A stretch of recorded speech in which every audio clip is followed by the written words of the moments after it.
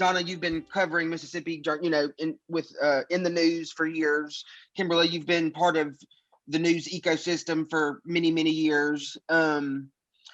What is it, generally, what do women need in Mississippi to thrive? What is it that politically, culturally, socially, what are the things that we need to be doing to make sure women can thrive in Mississippi?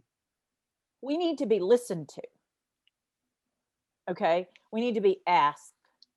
We need to be invited. We need to not be shut away from a table or anywhere else because somebody thinks we're going to criticize them and they're too fragile to handle it. Because the truth is, if we're serious people, which we are, if we criticize, it's on the road to change, right? And to expressing all the menu of things that women need in Mississippi. But if we don't, and there's like this whole phrase of have a voice, right?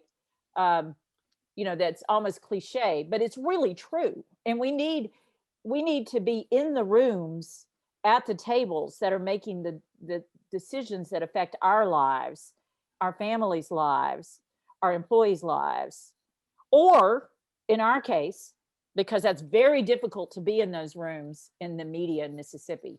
The media is still very sexist in Mississippi overall. Quote me, I said it. It's true.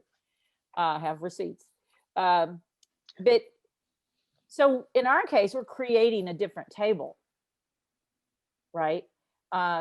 Because we I could name examples, I won't, but I've been shut away from tables. Kimberly probably has too, simply because people know that I might not follow the program exactly, right? And so it's not because I'm wrong, it's because I'm not compliant about, just like the email story, we're not compliant, and go along to get along.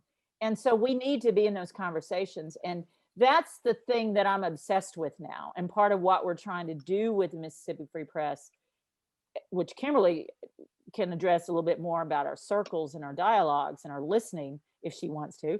But what we're trying to do is create a whole new space where we're not sitting at the front of the table and telling usually the same people who show up at those kinds of things what to think.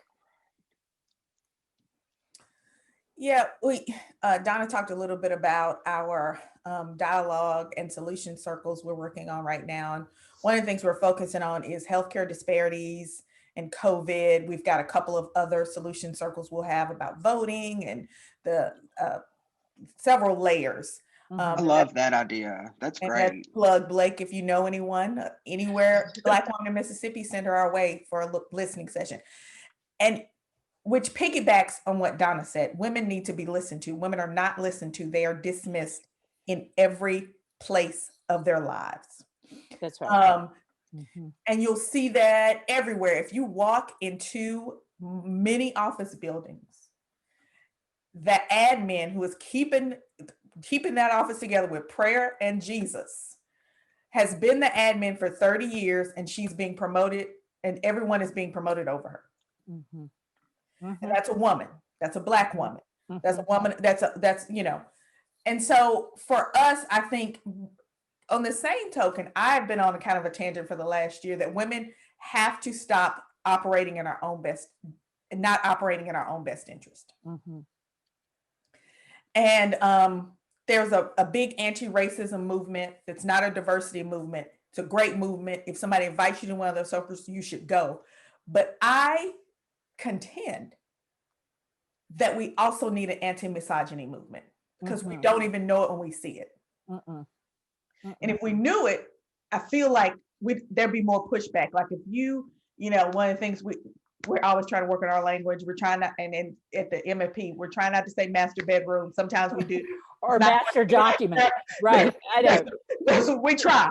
We work at it, but we know it's a problem. Right. There's so many things in our lives as women that we don't even realize are a problem, that you can't even you can't even begin to, I mean, there's stuff that if somebody said it to me, I go, oh my God. So I think for us, I think there needs to be some self-reflection like we're doing with anti-racism about anti-misogyny. And I think that would help women hold some more power in their own destiny.